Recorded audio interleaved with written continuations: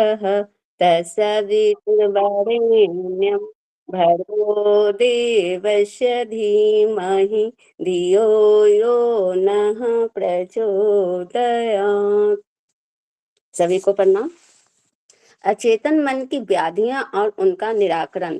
मिर्गी रोग से पीड़ित मनुष्य की कैसी दयनीय स्थिति होती है, यह किसी से छिपा नहीं है। जब दौरा पड़ता है तो सारा शरीर विचित्र जकड़न एवं हड़कंप की ऐसी स्थिति में फंस जाता है कि देखने वाले भी डरने और घबराने लगे। जहाँ सुरक्षा की व्यवस्था न हो, वहाँ दौरा पड़ जाए तो दुर्घटनाएं भी हो सकती है। सड़क पर गिरकर किसी वाहन की चपेट में आ जाने, आग की समीपता होने पर जल मरने की आशंका बनी रहती है। मस्तिष्कीय जड़ता के कारण बुद्धि मंद होती जाती है और क्रिया कुशलता की दृष्टि से वह पिछड़ता ही जाता है। दौरा पड़ने के बाद जब होश आता है तो रोगी अनुभव करता है कि मानो कई दिनों की बीमारी के बाद उठने जैसी आसक्तता ने उसे घेर लिया है। लोग सोचते हैं कि मिर्गी होने की अपेक्षा यदि एक हाथ पांव चला जाता तो कहीं अच्छा रहता। मिर्गी क्या है, इस संबंध में खोजबीन करने पर इतना ही जाना जा सकता है कि वह अचेतन मन में पड़ी हुई किसी ग्रंथि का अवरोध है। मस्तिष्कीय संरचना के बारे में बहुत कुछ खोजबीन हो चुकी है। अचेतन मन के बारे में जो जाना जा सका है वह अति स्वल्प है। उस दिशा में अत्यधिक खोजबीन किया जाना शेष है। इतना जाना जा चुका है कि शरीर में सोते जागते जो स्व संचालित गतिविधियां चला करती है, उसका सूत्र संचालक अचेतन मस्तिष्क ही है। चेतन मस्तिष्क का स्थूल अवयव भी सोचने और विचारने का महत्वपूर्ण क्रियाकलाप संपन्न करता है। पर जहाँ सोचने विचारने की गुंजाइश नहीं, वहाँ भी अचेतन मन की सत्ता काम करती है।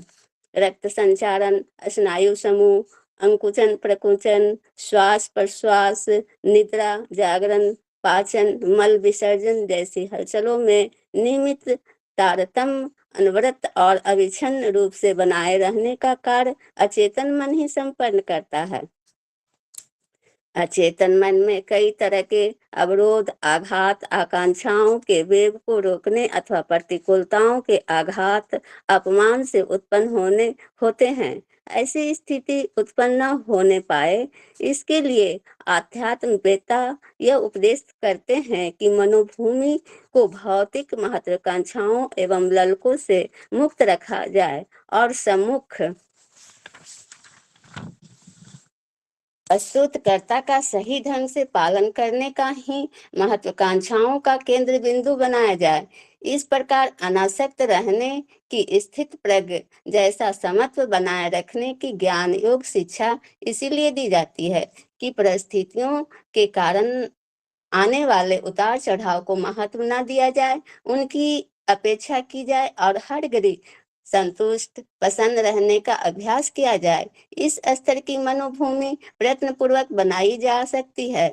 इस प्रयत्नशीलता का नाम ही साधना है।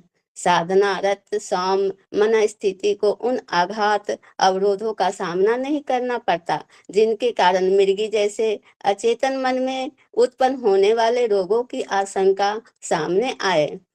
मानसिक संतुलन में प्रत्यक्ष या परोक्ष अवरोध उत्पन्न होने के कई प्रकार के मानसिक रोग उत्पन्न होते हैं। इनमें से विविध प्रकार की मृगी सदृश मूर्छाएं भी सम्मिलित है।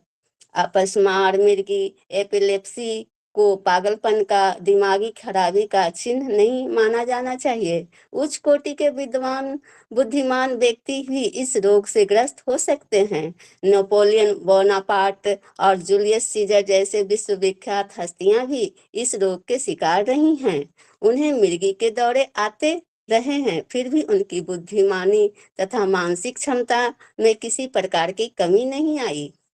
यूं डॉक्टर लोग मिर्गी का कारण दिमाग पर चोट लगना, मस्तिष्कीय मज्जा में कोई छोटा घाव पड़ जाना, गर्दन तोड़ बुखार, मस्तिष्कीय सूजन, एंसेफ्लाइटिस, एनिजियोस, ट्यूमर, आर्टिकियो, स्क्लेरोसिस आदि स्थानीय विकृतियां बताते हैं।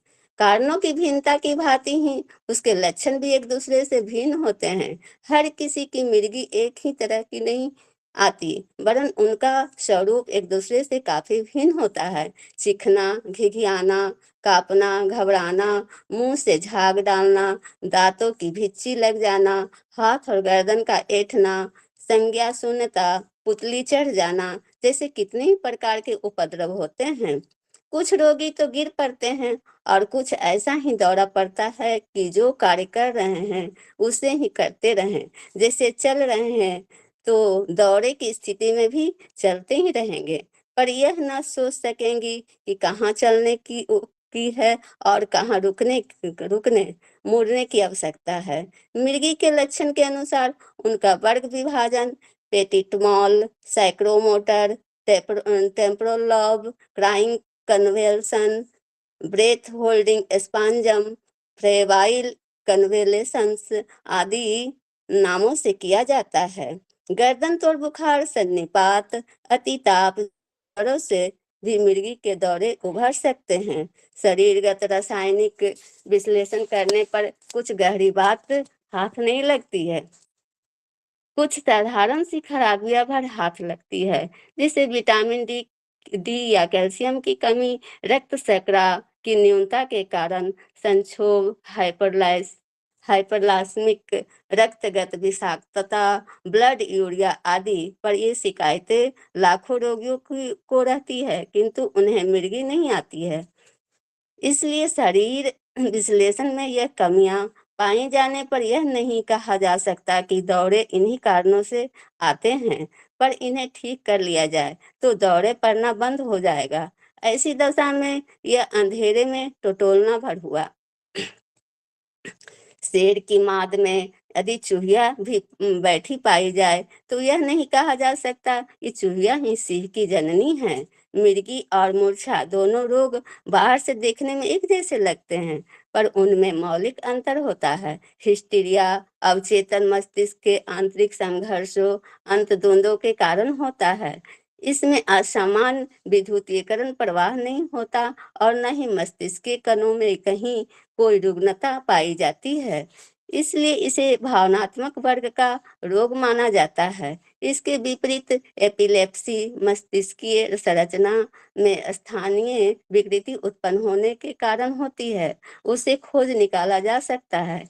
हिस्टीरिया में मुठियां जकड़ जाती है और दांत भिंच जाते हैं, जिसे दूसरे लोग मुश्किल से ही खोल पाते हैं। मुंह में झांग, मूत्रेंद्रियों में पेशाब, आंखों से आंसू, नाक से कफ भी ऐसी स्थिति में निकल सकते हैं, किंतु मूर्छा एपिलेप्सी में मनुष्य सिर्फ होश हवास ही खोता है और बिगड़ा उपद्रव खड़ा नहीं करता। सिर दर्द की तरह यह स्थानीय रोग है और वह यांत्रिक परीक्षण की पकड़ में आ सकती है, पर अवचेतन की परतों में प्रवेश करके वास्तु स्थिति को समझना, निरूपण करना और उपचार खोजना मनोविज्ञान अथवा परामनोविज्ञान का विषय रह जाता है। इलेक्ट्रोएन्सेफलोग्राफी से मस्तिष्कीय विद्युत प्रवाह का प्रलेखन ग्राफ बनता है। इस रिकॉर्ड को देखकर ब्रेथ होल्डिंग स्पांजम, क्रोकल, सब कॉर्टिकल, इंडियोपैथिक जैसी विकृतियां का पता चल सकता है। खोपड़ी का एक्सरे लेने से ट्यूमर, सूजन, बर्न, क्षत आदि का पता चल सकता है। इसका उपचार भी हो सकता है, पर अवचेतन में दबी हुई ग्रंथियों को खोलने के लिए क्या किया जा सकता है, क्या किया जाना चाहिए, यह अभी निश्चित नहीं हो सका है। मस्तिष्कीय क्षति को पूरा करने के लिए आमतौर से चिकित्सक लोग हो होनोबाविटोन, फिनिटाइन, सोडियम और प्रीमिडोन सीरीखी दवाएं देते हैं। बड़े किस्म की मिर्गी, ग्रैंड मल, एपिलेप्सी में प्राय इन दवाओं का प्रयोग होता है। छोटे किस्म की मिर्गी प्रिटिटमॉल और एंथोसॉक्सिमाइड, जीरोटीन जैसे हल्की दवाएं दी जाती है। इनसे नींद की झपकी सी आती है। वस्तुतः ये नींद की दवाएं नहीं है। मस्तिष्क के भीतर इनका प्रभाव जो सनसनी उत्पन्न करता है, इसी से वह झपकियां महसूस होती है। इन दवाओं का प्रयोग भी सर्वथा निरापद नहीं है। इसके कारण मसूड़ों का बढ़ना, टखनों में असंतुलन से संतुलन में गड़बड़ी पैदा गड़बड़ी जैसे उपद्रव उठ खड़े होने की आशंका बनी ही हो रहती है। अब इस रोग के जो उपचार सामने आए हैं, उन्हें प्रयोगात्मक ही कह सकते हैं। किस उपचार से किसे कितना लाभ हो सकेगा, यह सर्वथा अनिश्चित है। इसका प्रमुख कारण एक ही है कि अचेतन मस्तिष्क की ना तो संरचना ही अभी ठीक तरह समझी गई है और न इस क्षेत्र में उत्पन्न विकृतियों के स्वरूप एवं उपचार का ही निर्धारण किया जा सका है। अंधेरे में ढेला फेंकते रहने पर कभी कभी निशाना ठीक बैठ जाता है। ठीक उसी प्रकार मिर्गी का भी कभी कभी कोई उपचार सफल हो जाता है। किसी समय अचेतन मस्तिष्क का स्वरूप निर्धारण और उसका सुरक्षा संतुलन बनाए रखने के लिए अध्यात्मवादी तत्व ज्ञान का आश्रय लिया जाता था। फलस्वरूप इस प्रकार के रोगों का वर्णन केवल पुस्तक तक ही सीमित था। उसके रोगी यदा कदा ही देखने को मिलते थे। जब से भावनात्मक अवरोधों की जटिलता बढ़ती गई है, तब से अपस्मार जैसे उन रोगों का प्रचलन बढ़ता ही जा रहा है, जो प्रगति के पथ पर चट्टान बनकर अड़े रहते हैं और चिकित्सक की पकड़ में नहीं आते हैं। मनोविज्ञानी इस प्रकार के अचेतन मन के रोगियों को यह परामर्श देते हैं कि वे खुले मन से किसी विश्वस्त मित्र के साथ वार्ता करें, जिससे कोई दबाव दुराव भीतर पड़े हों तो वे निकलकर बाहर आ जाएं। मानसिक स्वच्छता को इस प्रकार के अवरोधों के निवारण का एक कारगर उपाय बताया जाता है और कहा जाता है कि ऐसे रोगियों को एकांत प्रिय नहीं होना चाहिए और न ही अधिक सोचने विचारने की आदत बननी चाहिए। उन्हें हंसने खेलने प्रसन्नता प्रोत्साहन के हल्के फुल्के वातावरण में रहना चाहिए। किसी के प्रति द्वेष घृणा के भाव हों तो उन्हें निकाल देना चाहिए। भूतकाल की विपन्नताओं और भविष्य की आशंकाओं से मन को भारी नहीं रखना चाहिए। उपचार की दृष्टि से मनोविज्ञानवेताओं ने मिर्गी के मरीजों के लिए यही परामर्श अधिक उपयोगी पाया है और इस प्रकार के हेर फेर का उत्साहवर्धक लाभ भी देखा है। अध्यात्म विज्ञान का प्रधान प्रयोजन यही है कि परिस्थितियों को महत्व न देकर हर स्थिति में संतुष्ट और प्रसन्न रहने का कर्तव्य करने की मनोवृत्ति विकसित की जाए। हंसती खेलती और हल्की फुल्की जिंदगी जीने का अभ्यास किया जाए, पर यह सब तो तभी हो सकता है जब इसके लिए अध्यात्म की दार्शनिक पृष्ठभूमि को गहराई के साथ समझा और अपनाया जाए। मात्र उपचार की दृष्टि से उथला संतुलन बालू का महल ही बना बना रहता है और बनाने में देर नहीं लगती और बिगड़ना भी आरंभ हो जाता है। उच्च स्तरीय आध्यात्मिक दृष्टिकोण अपनाना न केवल मिर्गी के रोगियों के लिए वरन समस्त मानसिक रोगियों के लिए, यहाँ तक कि शारीरिक रुग्णता से ग्रस्त लोगों के लिए भी उपयुक्त है। इस दिशा में बढ़ते हुए कदम न केवल रोग मुक्त करते हैं वरन समस्त आदि व्याधियों की जड़ ही काट कर रख देते हैं। हो गया भैया? शब्दों की त्रुटि के लिए क्षमा चाहते हैं भैया। जी दीदी, ऐसा ऐसी कोई बात नहीं दीदी, बहुत स्पष्ट उच्चारण था आपका और बहुत बढ़िया दीदी, बहुत बहुत धन्यवाद। मीना दीदी, आप स्थिति में हो तो आज का प्रस्तुतिकरण रख पाएंगे? जी भैया, सभी को प्रणाम। जी दीदी, माधवी दीदी को बहुत बहुत आभार सुंदर वाचन के लिए। आवाज आ रही है भैया? जी दीदी, आवाज आ रही है जी।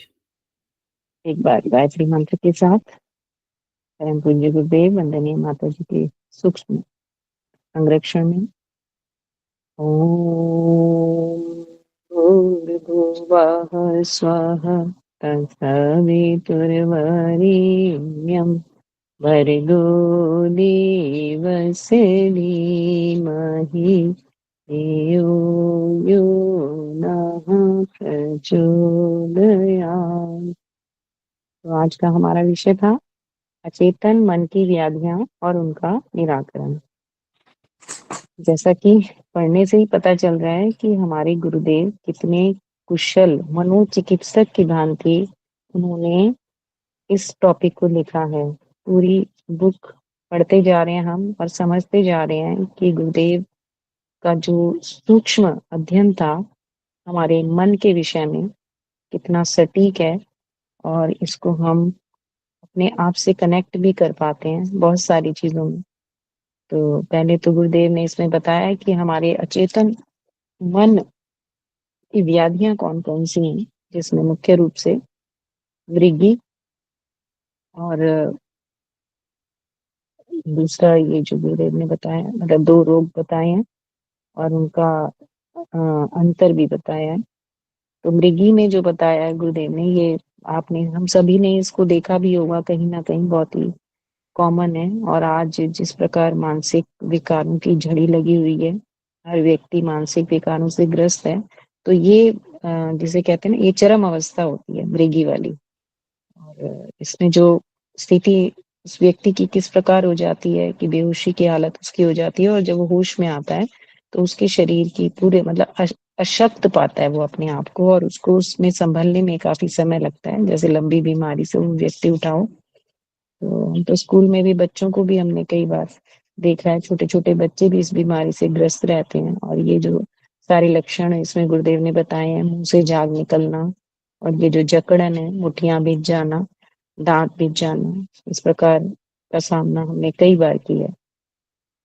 और जो कारण बताए हैं इसमें गुरुदेव ने, उन्होंने लक्षण भी बताए हैं, कारण भी बताए हैं, निवारण भी बताए हैं।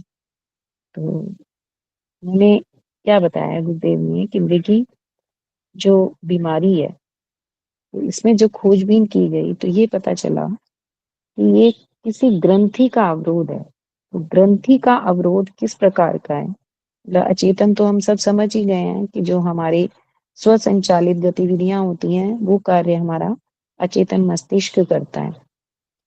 और इसमें सारा गुरुदेव ने बता दिया कि जैसे हमारे रक्त का संचरण होता है, आकुंचन प्रकुंचन होता है, श्वास प्रश्वास होती है, हमारा सोना जागना, पाचन विसर्जन जैसी जो क्रियाएं, तो ये अनवरत चलती रहती हैं। तो अगर ये हमारे अचेतन मन से का होती हैं ये वाली क्रियाएं, तो इसमें गुरुदेव ने देखिए ये इतना इम्पोर्टेंट जो बताया कि क्या कारण है। तो हमारा जो अचेतन मन है, अब क्योंकि अचेतन मन सूक्ष्म है, वो दृष्टिगत नहीं होता। तो दिमाग को तो इसमें बताया है कि जो स्थूल रूप से दिखाई देता है, मतलब मस्तिष्क को यदि खोल कर देखा जाए तो उसके पार्ट और अवयव जो चीजें डॉक्टर्स पकड़ सके, लेकिन अचेतन मन कहीं दृष्टिगत नहीं होगा। इसीलिए इसके बारे में कोई सटीक जानकारी नहीं मिल पाती है और जितने भी इससे जुड़े जो बीमारियां होती हैं उनके जो इलाज किए जाते हैं, उपचार किए जाते हैं, तो वो एक जैसे कहते हैं ना कि अ, सिर्फ उपचार दिए जा रहे हैं बिना कुछ देखे समझे, अपने एक आइडिया से देते हैं कि भाई शायद ऐसी बीमारी है। तो क्योंकि उनको इसका वास्तविक स्वरूप नहीं पता। तो अब इसमें गुरुदेव ने तो दवाइयां भी बताई हैं, तो इसमें जो ये पैराग्राफ दिया है उन्होंने कि इसका कारण क्या है, तो उन्होंने कहा है हमारा जो अचेतन मस्तिष्क होता है उसमें अवरोध और आघात। अवरोध का मतलब उन्होंने क्या बताया कि जब हमारी आकांक्षाएं होती हैं, हमारी इच्छाएं होती हैं, तो वो इच्छाएं उसको पूरा करने के लिए हमारे मन में एक वेग उठता है, बहुत तीव्र आकांक्षा होती है हमारी कि हमारी ये इच्छा पूरी होनी चाहिए। तो एक तो जब वो पूरी नहीं हो पाती उसको जब रोका जाता है। दूसरा उन्होंने आघात की बात की है कि जब कभी प्रतिकूल परिस्थितियां हमारे सामने उपस्थित हो जाती हैं, जैसे प्रतिकूल परिस्थितियां भी हो सकती हैं और आघात अपमान से उत्पन्न होते हैं। अब आघात कैसा कि हमारा कोई प्रिय है, तो जिससे हम उस तरह की उम्मीद नहीं करते और वहां से कोई हमें ऐसे शब्द हमारे मन पर टकराते हैं या कुछ ऐसे कथन की क्रियाएं होती हैं, या हमारी रोजमर्रा के जीवन में जो अ, एक आत्मीयता और प्रेम का जो अभाव होता चला जा रहा है, क्योंकि प्रेम की कमी के कारण ही ये स्थिति उत्पन्न हो रही है। ये तो एकदम स्पष्ट है कि हमारा आत्मीयता कहीं न कहीं कम हो गई है। हमारे जो परिवार हैं, उसमें हम अ, जो हमारा ईगो जिसको कह रहे हैं, अहम भाव इतना अधिक बढ़ गया है, तो उसके कारण ये रहता है कि हर एक बच्चे में भी आज की जो स्थिति है कि वो अपने एक अहम में ऐसी भावना हो गई है, क्योंकि पुराने संस्कार सब छूटते चले जा रहे हैं।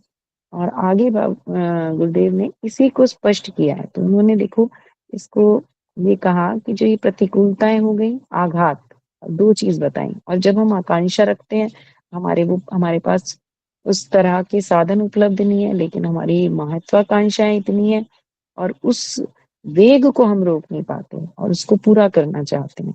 लेकिन अब हमें उसको रोकना पड़ता है। ये जब इकट्ठा होते-होते इस स्थिति को प्राप्त होते हैं। ये जो मृगी वाली स्थिति आती है कि जब वो दिमाग में उसको दबाए चले जाते हैं या सहन करते चले जाते हैं ये अपमान के आघात को या अपने फैमिलीज़ में होने वाली कलह, कलेश किसी भी तरह की स्थिति बन सकती है ये, या समाज की भी हो सकती है ये, या हमारे वर्क प्लेस की भी हो सकती है, कहीं भी हो सकती है। वैसे ही कुल मिला के सब अ, कुल मतलब घर की परिस्थितियाँ, बाहर की परिस्थितियाँ, सामाजिक जो प्रतिष्ठा एक व्यक्ति चाहता है, तो वो सबका जब अवरोध आता है, तो ऐसी स्थिति उत्पन्न हो जाती है। लेकिन गुरुदेव ने यहाँ समाधान भी दिया कि जो अध्यात्मवेत्ता थे ये उन्होंने ये उपदेश देते थे वो कि जो मनोभूमि है हमारी उसमें हमें भौतिक महत्वाकांक्षा और जो ललक है उससे हमें अपने आप को दूर रखना चाहिए, यानी अपनी अ, आकांक्षाओं को सीमित रखना चाहिए और जो हमारा कर्तव्य होना चाहिए कि जो भी हमारे उत्तरदायित्व हैं, जो हमारे कर्तव्य हैं, उनको हम पूर्ण रूप से अपनी पूर्ण निष्ठा के साथ उनका पालन कर पाएँ। तो इस प्रकार का शिक्षण दिया जाता था हमारे आध्यात्मिक गुरुओं के माध्यम से। तो इसी को केंद्र बिंदु बनाया गया था, क्योंकि जब हम हर चीज़ में अपनी कर्तव्य भावना को ऊपर रखते हैं, तो हम आकांक्षाओं के प्रति इतने जागरूक नहीं होते हैं। और अनासक्त रहने की बात की गई। अनासक्त कि भई जो भी कुछ है, उसके साथ हम चिपके नहीं। जो चीज़ें हो रही हैं, उसमें एक ऐसी भावना रखें और उसको एक सामान्य रूप से लें।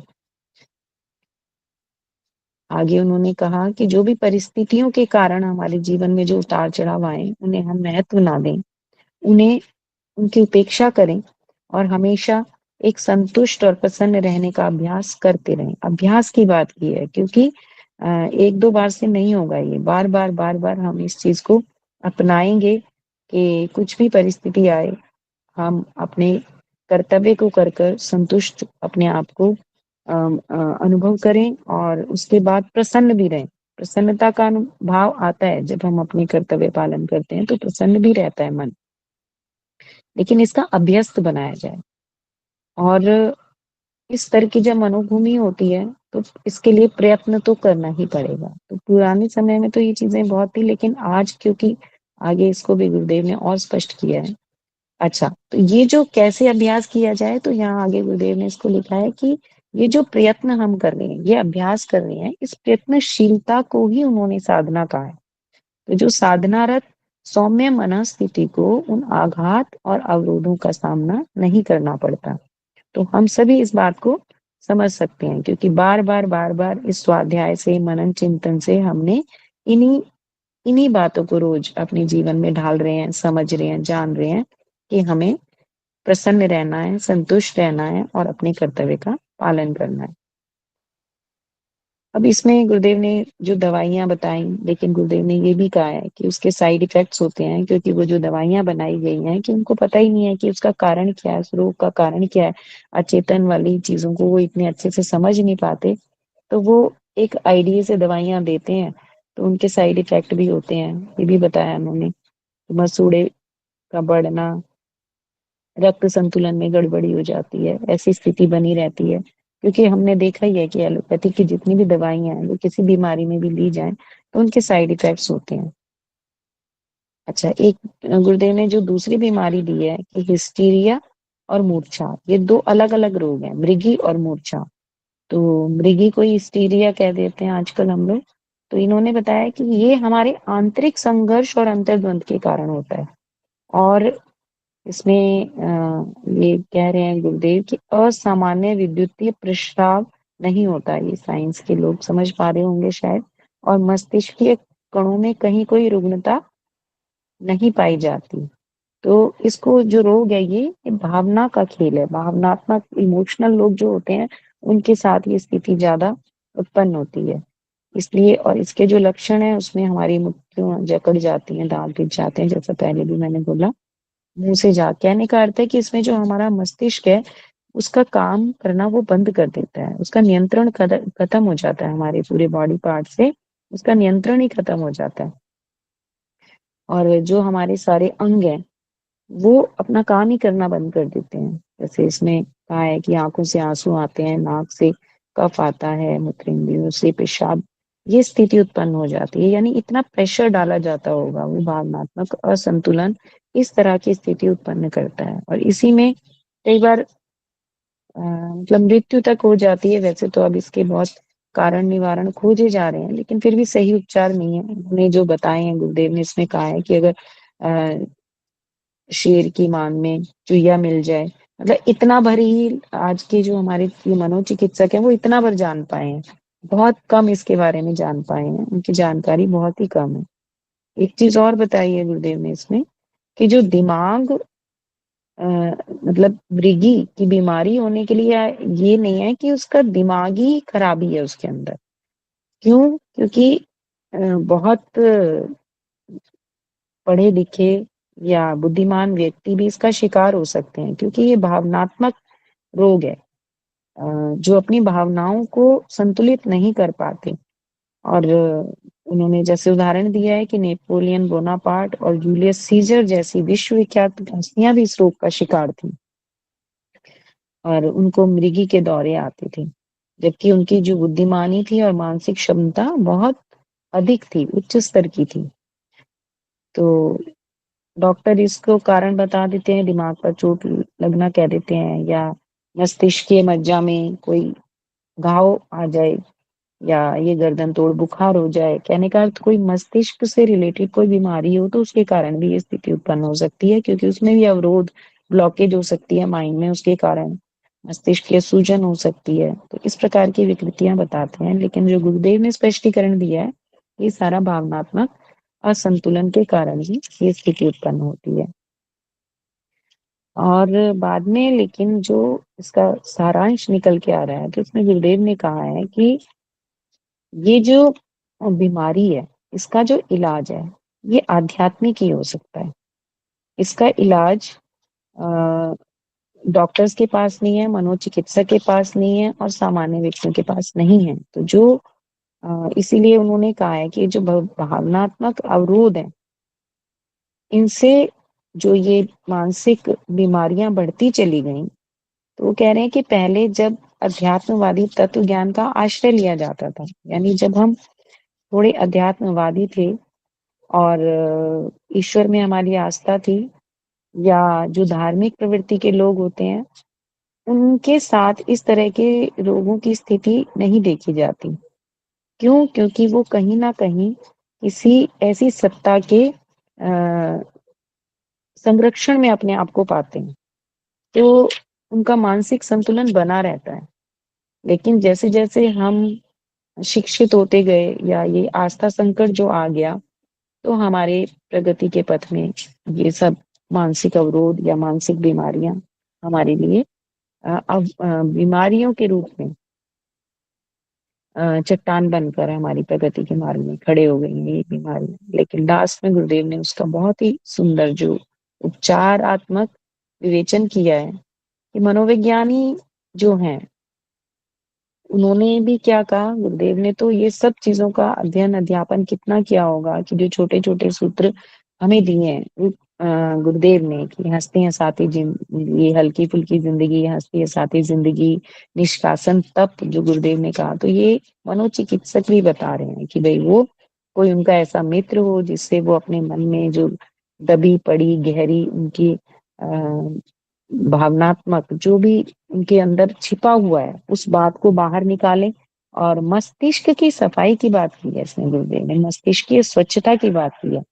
शारीरिक तो हम स्नान करके अपने शरीर को चमकाते रहते हैं, अपने आदि व्याधियों को सोचते हैं इससे दूर हो जाएंगी, लेकिन मस्तिष्क की स्वच्छता का उपाय हमारे पास नहीं है।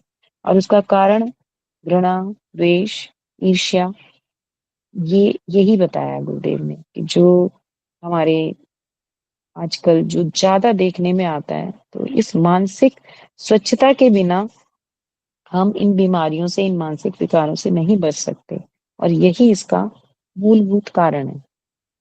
और ऐसे रोगियों के लिए उन्होंने वही कहा। और दूसरा यही है कि उनको प्रेम से, आत्मीयता से ही क्योंकि जब बताने की बात की है तो एक ऐसा व्यक्ति जिसकी उससे आत्मीयता हो, वो उसके स्तर पर जाकर उसकी मानसिक स्थिति को समझ पाए, उसको भावनात्मक संरक्षण या बल दे, तभी वो व्यक्ति किसी के साथ अपने मन की बात को शेयर करेगा या उसको खाली करेगा।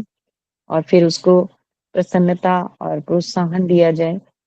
तो ऐसे व्यक्तियों का जो इलाज है वो इस प्रकार संभव हो सकता है।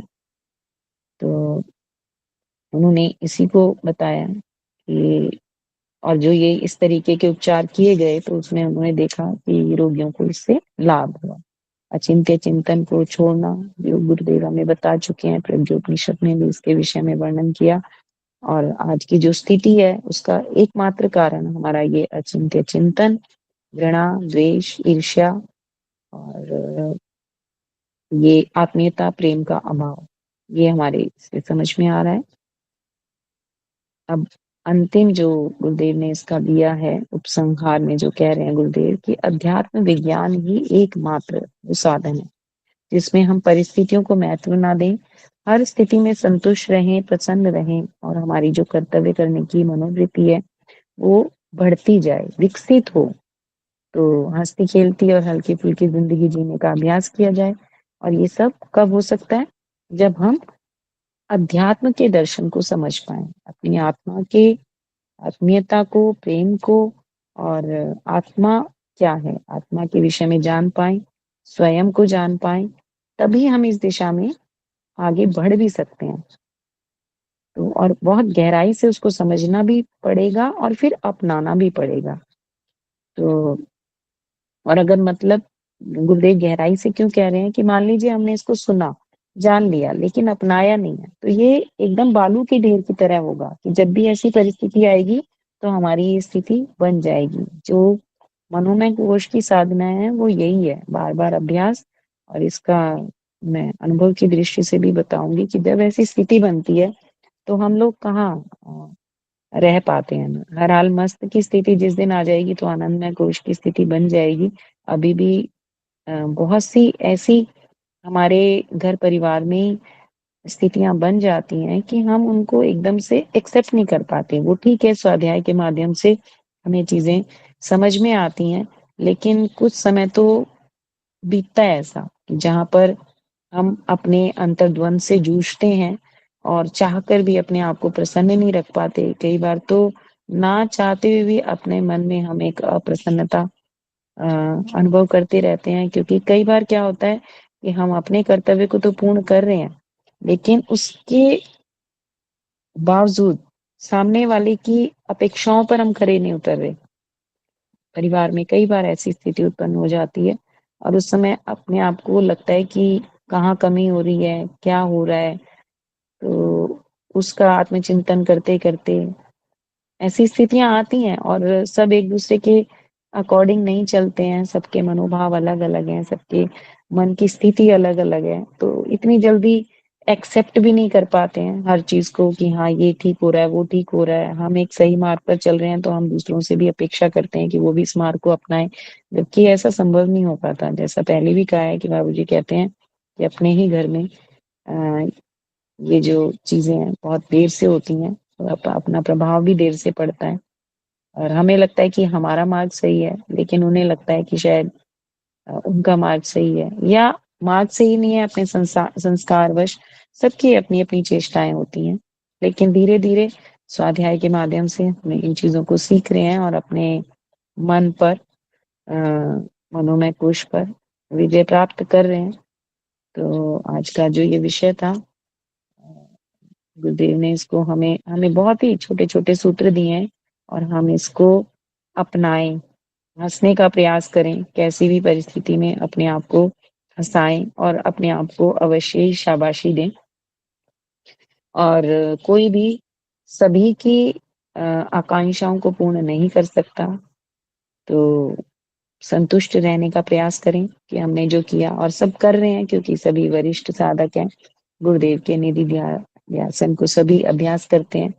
हर दिन नया जन्म और हर रात नई मौत को लेकर जब हम चलते हैं, तो ये संतुष्टि का भाव बना रहता है। तो प्रणाम सभी को, और बाकी आप सभी इस पर चर्चा करें, अपने-अपने अनुभवों से बताएँ। और मेरा तो इस पे रहा है, अभी पिछले कुछ दिन इसी पे अनुभव चल रहा था और मन में बहुत प्रयास करने के बावजूद भी वो प्रसन्नता का भाव नहीं आ रहा था। लेकिन स्वाध्याय यानी सुबह की कक्षा से और कुछ सूत्र मिलते जाते हैं और फिर मन स्वच्छ हो जाता है। जैसा कहा कि वो मानसिक स्वच्छता आ जाती है। तो मानसिक स्वच्छता बहुत ही आवश्यक है। सभी को प्रणाम और बहुत-बहुत धन्यवाद भैया इस अवसर के लिए। जी। बहुत बढ़िया दीदी। प्रणाम मीना दीदी, बहुत-बहुत धन्यवाद। आपका जो भी प्रस्तुतिकरण रहता है वो बहुत ही भावपूर्ण रहता है यदि अपने अनुभवों के आधार पे, और ये सारा कुछ तो अभी तक हम लोग जो भी स्वाध्याय हमारा चल रहा है। जी प्रहलाद भैया। जी भाई, सबों को मेरा सादर प्रणाम। और प्रणाम भैया। मीना दीदी को बहुत बहुत धन्यवाद। इन्होंने बहुत ही अच्छी प्रैक्टिकल बातें बताई अंत में, तो बहुत अच्छा लगा। मैंने हमारा एक और सुझाव था कि अगर डॉक्टर दीदी या भाई साहब हों तो इस पर कुछ प्रकाश डालते तो कुछ मेडिकल वाली बात भी और आध्यात्मिक बात भी पता चल जाती। यही मेरा निवेदन था, अगर हों उपलब्ध तो। गोकुल भैया हैं भैया, गोकुल भैया हैं और डॉक्टर भैया भी हैं। तो अगर कुछ प्रश्न हो तो स्पेसिफिक तो और अच्छा हो जाएगा, अगर कुछ प्रश्न के साथ हो तो। प्रहलाद भैया। प्रश्न तो हमारी तरफ से नहीं है, लेकिन वो दोनों परिप्रेक्ष्य में आध्यात्मिक और साइंटिफिक दोनों ढंग से बताते डॉक्टर साहब, तो अगर होते तो अच्छा है, नहीं तो कोई बात नहीं है। जी जी। जी भाई साहब, इसमें एक चीज़ तो गुरुदेव ने भी लिखी है कि कुछ श्राव होते हैं जब हमारा अचिंत्य चिंतन रहता है और एसी में आया है, तो कुछ श्राव निकलते हैं। तो किस प्रकार वो हमारी धमनियों को सिकोड़ते हैं, मोड़ते हैं, हमारे पाचन पर उसका क्या असर पड़ता है। जो गुरुदेव ने इसमें इसके लक्षण लिखे हैं ना, कि अचेतन का कार्य है कि हमारे जो पाचन की प्रणाली, निष्कासन की प्रक्रियाएँ, और आज इससे आगे भी मैं कहीं पढ़ रही थी, उसमें भी गुरुदेव ने काफ़ी स्पष्टीकरण दिया है इस चीज़ का कि कैसे ये मानसिक जब हमारे आघात या हमारी जो भावनात्मक हमारा असंतुलन जैसे ही होता है, इसको हमने अनुभव भी किया होगा, और निराशा का भाव आते ही हमारा जो प्रोसेस है वो कहीं न कहीं स्लो होता है या फास्ट होता है, 2 चीज़ें होती हैं। अगर हमें क्रोध आता है तो वो फास्ट होता है। मैं प्रत्यक्ष भी देख रही हूँ, हमारे नीचे एक पिता-पुत्र हैं, बहुत अधिक उनकी एक आपस में इतनी एक-दूसरे को लेकर इतना क्रोध है कि वो बेटा अब पागलपन की स्थिति में पहुँच चुका है, और इतना चीखना, चिल्लाना दोनों के बीच में बहुत ही अवरोध है। तो उसका रीज़न यही, जब या तो बहुत अधिक क्रोध में आएँगे तो दिमाग की नसें फटने को हो जाती हैं, और अगर हम बहुत, जैसे अगर स्त्रियाँ होती हैं तो वो दबा-दबा के उसको अपने मन में वो द्वेग, ये मैं बता रही हूँ आपको वैसे ही पर्सनल अनुभव के, कि वो दबाती बहुत हैं, उसको निकलने नहीं देती हैं और किसी से शेयर भी नहीं करती हैं कई बार तो। तो वो जो प्रेशर रहता है ना कि मन ही मन वो बहुत घुटने जैसी स्थिति हो जाती है, और कई बार उसका कोई ऐसा व्यक्ति भी नहीं मिलता या कहने सुनने की स्थिति भी नहीं बन पाती है। तो ये दोनों स्थिति में क्या होता है कि जो वही जो मानसिक स्ट्रेस है, उसकी वजह से ना ये भी देखा है मैंने कि पाचन पर आपके फ़र्क पड़ता है, और जो सिस्टम है ना वो कहीं न कहीं स्लो हो जाता है। और बाकी डॉक्टर साहब इस पे प्रकाश डालेंगे। जी प्रणाम।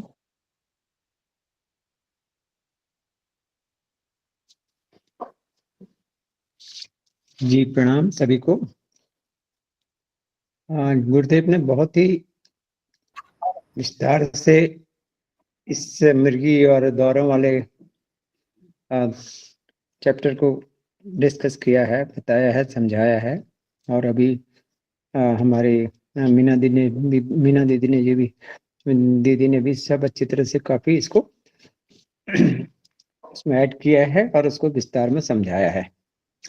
अब गुरुदेव ने मेरे ख्याल है इसमें क्लियरली लिखा हुआ है कि जो भी दौरे पड़ते हैं या इस तरह की समस्याएं हो रही हैं, तो उसमें दो किस्म के मेन फैक्टर्स हैं। एक तो ऑर्गेनिक प्रॉब्लम्स हम जिनको कहते हैं, जहां पर हमें डेफिनेट एक लीजन मिलता है, एक कहीं ना कहीं उसका जो है ब्लड सप्लाई से रिलेटेड है, या कोई ग्रोथ कहीं इंट्रा स्पेस ऑक्यूपाइंग लीजन है जिसमें कैंसर जैसी चीजें या कोई ऐसी चीजें हो जाती हैं। जैसे कुछ ऐसी चीजें हैं, जैसे हम लोग देखते हैं कि एक वर्म्स होते हैं जो ब्रेन में खाना खाने के गोभी ओभी के खाने के बाद में वो वर्म सिस्टी सर्कोसिस बोला जाता है उसको, वो भी जाकर के ब्रेन में एक जगह बना लेते हैं, उससे भी बीच बीच में उसको दौरे आने लगते हैं और उसका ट्रीटमेंट जो होता है, तो वो ऑर्गेनिक प्रॉब्लम्स है, वो डेफिनेट उसका कारण पता लगता है। और बहुत ज्यादा केसेस में मैं कहूंगा कि 80 to 90% केसेस में कारण पता नहीं लगता, जिसके बारे में काफी डिटेल में गुरुदेव ने भी चर्चा की है, अभी मीना जी ने भी उसके बारे में बात की है। तो हमें ये जैसे डायबिटीज के बारे में, हाइपोग्लाइसीमिया हो गया है, अब शुगर की कमी हो गई, ब्रेन में नहीं पहुंच रहा है, या और कारण है, बहुत इलेक्ट्रोलाइट्स की इम्बैलेंस से भी आजकल बहुत सारी चीजें हो रही हैं। हमने देखा कि सॉल्ट की कमी से भी बहुत सारी प्रॉब्लम्स हो जा रही हैं जगह जगह आपको। अब अलग अलग समय में गुरुदेव ने इसको हमारे लगभग 50 ईयर्स बैक लिखा होगा, हमारा अपना ख्याल ही है, और उस 50 सालों में बहुत ही ज्यादा एडवांस सब तरफ से हो गया है। फिर भी जितना भी इसमें लिखा है वो 100% आज की डेट में भी लगभग वैसी ही परिस्थितियां हैं, वैसे ही इलाज हैं, वैसे ही सोचना है, वैसे ही समझना है, और वैसे ही जो है हमारी जो बॉडी की प्रॉब्लम्स हैं, ऑर्गेनिक डिजीज के बारे में कहें तो वो भी गुरुदेव ने बहुत अच्छी तरह से स्पष्ट इसमें किया हुआ है। तो हम मेरा ख्याल है कि बहुत ज्यादा हम लोगों को इसमें ऐड करने की आवश्यकता नहीं है। मैडम भी थोड़ा सा ऐड करना चाहेंगे? जी, सभी को प्रणाम। बहुत ही अच्छा टॉपिक चल रहा है, बहुत समझने वाला है, और हम लोग इसमें स्पिरिचुअल काउंसलिंग के माध्यम से बहुत, और क्योंकि स्पिरिचुअल काउंसलिंग तभी आएगी जब ज्ञान होगा, उसका आधार ही ज्ञान है ना। अब देखिए कैसे कैसे केसेस हम लोगों ने गुरुदेव के सेवा केंद्र में देखते रहते थे हम लोग।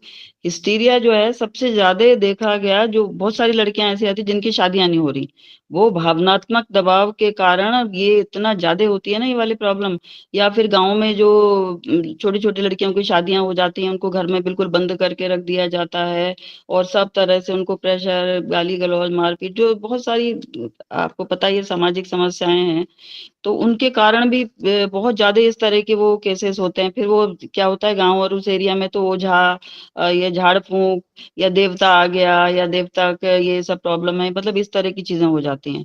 पर मानसिक दबाव इसका के कारण ये सब चीजें बहुत ज्यादा होती हैं, तो उस पर भी बहुत ज्यादा ध्यान देना जरूरी है। पर हम लोग क्या कर सकते हैं, वो तो तब होगा ना, आध्यात्मिक ज्ञान तो उसको तब होगा, 14-15 साल की लड़की गाँव में, उसकी शादी हो गई है, और आध्यात्मिक ज्ञान कहाँ से आए? ज्यादा से ज्यादा उन्होंने अगरबत्ती जला दी, और वो कुछ जो भी प्रसाद चढ़ा दिया, थोड़ा कुछ आरती वारती गाली, वहां तक उसको अध्यात्म तो नहीं है, वो अध्यात्म तो नहीं है ना, नॉलेज भी नहीं है, उतने तक ही ज्यादातर लोग सीमित हैं, उन्हें सही अध्यात्म का अर्थ ही नहीं पता।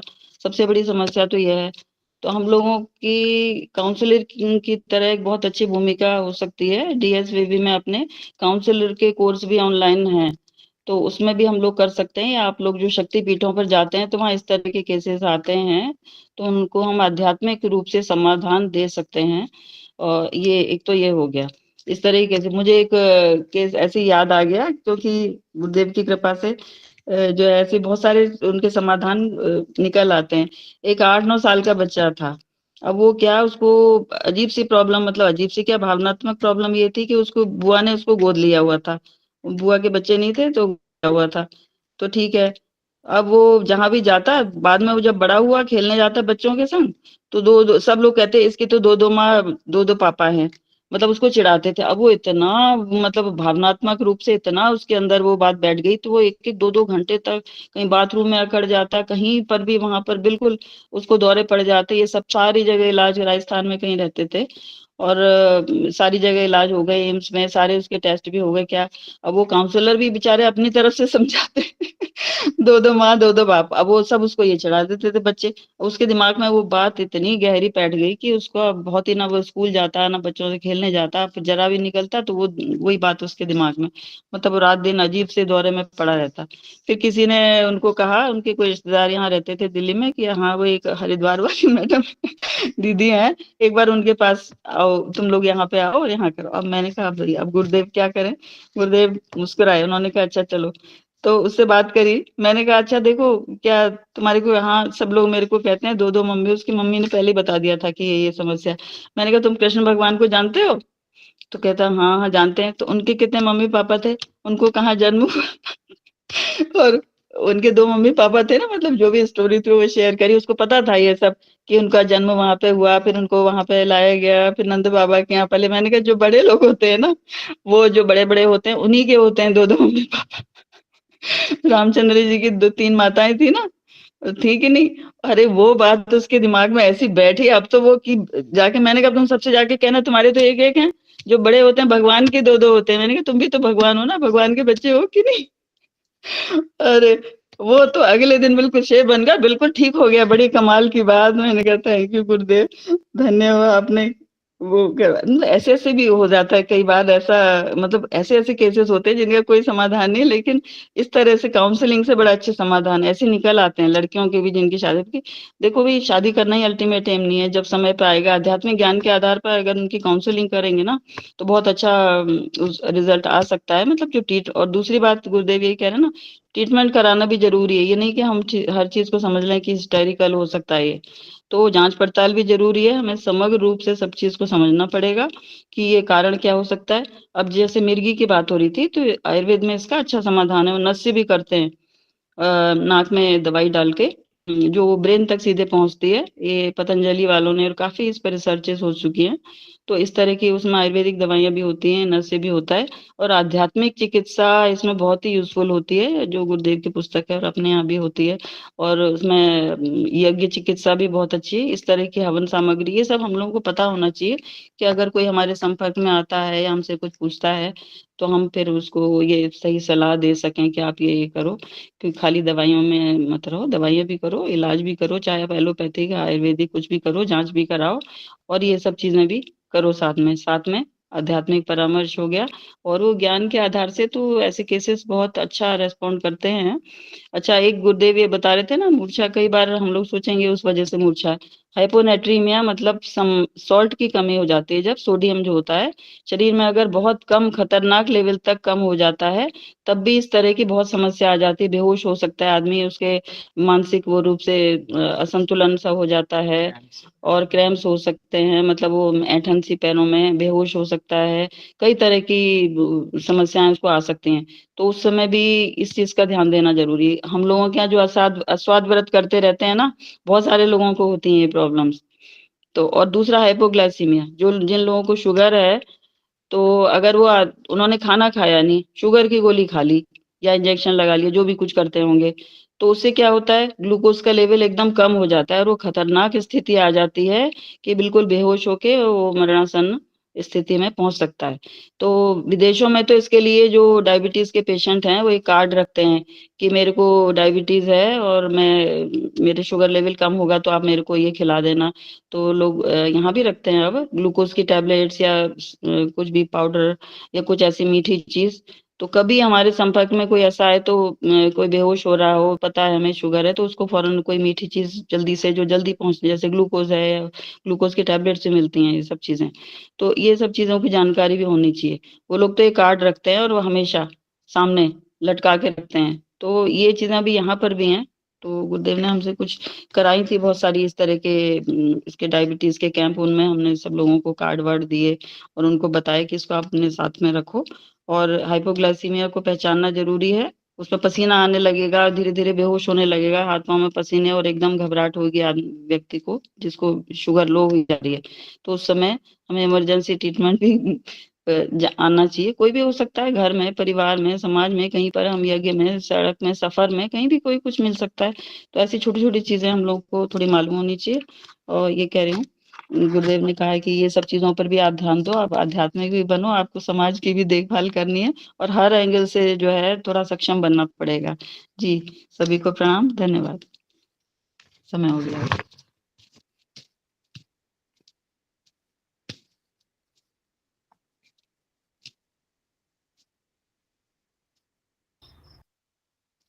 जी दीदी, बहुत बहुत धन्यवाद। तो मुकुल भैया, आप इस पे कुछ बात और जोड़ना चाहेंगे? ये प्रणाम। आज के विषय पे कुछ मेरे पास जोड़ने लायक नहीं है, क्योंकि आज के विषय एकदम पूरा ही एक मेडिकल फील्ड से जुड़ा हुआ है। तो न तो मेरे पास इसका कोई अनुभव है और न कोई ये चीज। मेडिकल और आध्यात्म दोनों से जुड़ा है भैया। और एक चीज बार बार आ रही है, मेरा एक प्रश्न भी है कि हम लोग जो भी अभी तक अध्ययन किए हैं भैया ना, उसमें एक बात प्रमुखता से गुरुजी कह रहे हैं कि हर चीज का जो निवारण है वो आध्यात्मिक दृष्टिकोण में है। और मुझे लगता है इस दृष्टिकोण को हम अब जाके उसको समझना चाह रहे हैं और जीवन में उतारना चाह रहे हैं। इसको अगर हम एक समय से ला पाए अपने जीवन में, अपनी मतलब जिस समय शिक्षा हमारी शुरू होती है उस समय अगर इन चीजों को हम ला सकें स्वाध्याय में, इन सब चीज अध्ययन में, तो हमें लगता है कि इसका ज्यादा अच्छा प्रतिफल मिल पाता पूरे समाज को। तो इस पे कुछ बात रख पाएंगे क्या भैया? जी भैया, ये तो आपका कहना बिल्कुल सही है कि अगर स्कूली शिक्षा में ये चीज आ जाए जो कभी हमारे वैदिक कल्चर में थी तो बहुत बढ़िया रहे। पर ये तो अभी अगर और किंतु की बात है। अगर ऐसा हो जाए, तो इसमें किंतु बहुत सारे लगे हुए। पर महत्वपूर्ण बात यह है कि हमारी स्कूल शिक्षा में नहीं भी हुआ तो अब समझ में आने के बाद हमारे पास जितना जीवन है उसमें हम क्या कर सकते हैं। ये विषय जब से चल रहा है चेतन अचेतन सुप्रचेतन मन का, और इसके पहले मनोमय कोष के अंदर में हम लोग ने सबने बहुत कुछ काम किया, पढ़ा लिखा। विशेष कर कई बार जब क्लासेस लेना पड़ता है तो उसके लिए बहुत कुछ पढ़ना भी पड़ जाता है। सब्जेक्ट को अपने पास बहुत क्लियर करना पड़ता है। ये तो क्लास लेने का एक बहुत बड़ा एडवांटेज होता है। तो उसमें ये बात अब मुझे समझ में आ रही कि अचेतन मस्तिष्क जो है वो एक दिन में बनता नहीं है और उसका रोल सबसे बड़ा है, और अब उसको कोई प्रत्यक्ष तरीके से बनाया भी नहीं जा सकता। तो अपने दिमाग को लगातार ऑटो सजेशन दे करके धीरे धीरे धीरे धीरे उसको इस जगह पे लाया जाए। पर इसमें एक सावधानी भी ये बहुत बड़ी बात है कि जैसे मान लीजिए कि ये एक छोटी सी बात है कि सारे रोग मानसिक होते हैं, बात बिल्कुल सही है, सारे रोग मानसिक होते हैं।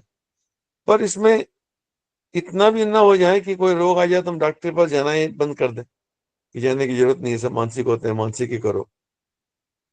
तो ये चीजें इसमें धीरे धीरे समझ में आ रही है कि अपने दिमाग को, अपने अचेतन दिमाग को भी मैं नहीं कहूंगा, अपने अचेतन मस्तिष्क पर हम काम करें।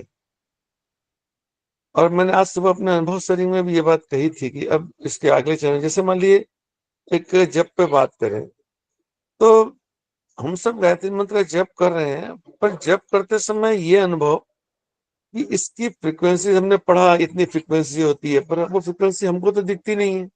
हमको कहाँ अनुभूत होती है? हमने किताबों में पढ़ लिया, 4 जगह पढ़ लिया तो कुछ तो याद भी हो गया, तो फिगर भी याद होकर के बोल गई, ये भी अलग बात है। और सामने वाले के पास भी कोई प्रमाण नहीं है तो वो भी चुप रह जाता, बहुत अच्छी बात है, ताली बजा देता है। लेकिन हम अपने अंदर में उन तरंगों को अनुभूत करें ना कि हमारे ये हो रहा है।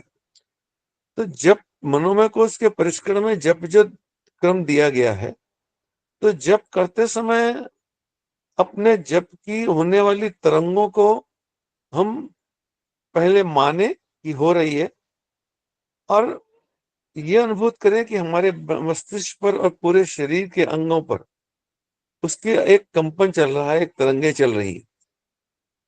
जो गायत्री महाविज्ञान के प्रथम खंड में ही एकदम शुरू में शायद पेज नंबर 7 या 8 में वो चित्र जो दिया हुआ है, हर उसके ऊपर में एक एक वाइब्रेशंस, वो या इसके साथ में जो एक कवच दिया हुआ है सेकंड पार्ट के अंदर में, अक्षर शक्ति कवच और न्यास शक्ति कवच, इनका हम नियमित रूप से पाठ करते, जब पहले इसका पाठ करें तो धीरे धीरे हम ये अनुभव करेंगे कि हमारे प्रत्येक अंग के ऊपर में मंत्र का एक प्रभाव पड़ रहा है। ये पहले सिद्धांत रूप से समझ में आ जाए, फिर उस पर विश्वास करने लगे, और शायद हो सकता है कि अगर ये विश्वास करेंगे तो उसके परिणाम भी ऑटो सजेशन के साथ में हमको आने लगेंगे। ये इस पर मैं खुद भी इस पर विचार कर रहा हूँ, काम कर रहा हूँ, चिंतन कर रहा हूँ, इसलिए इस बात को रखा। जी भैया प्रणाम। एक हैंड रेज है राजेंद्र जी का। जी गोकुल भैया प्रणाम। प्रणाम भैया। गोकुल भैया, अभी आपने जप वाली बात कही जो है, तो थोड़ा सा ये चीज, एक प्रश्न हमारे दिमाग में आ रहा था 2-3 दिन से, कि जैसे हम 15 माला, 30 माला या 10 माला जो भी करते हैं, तो ये लगता है कभी कभी कि हम या तो ये ड्यूटी निभा रहे हैं या इसको बोझ की तरह कर रहे हैं।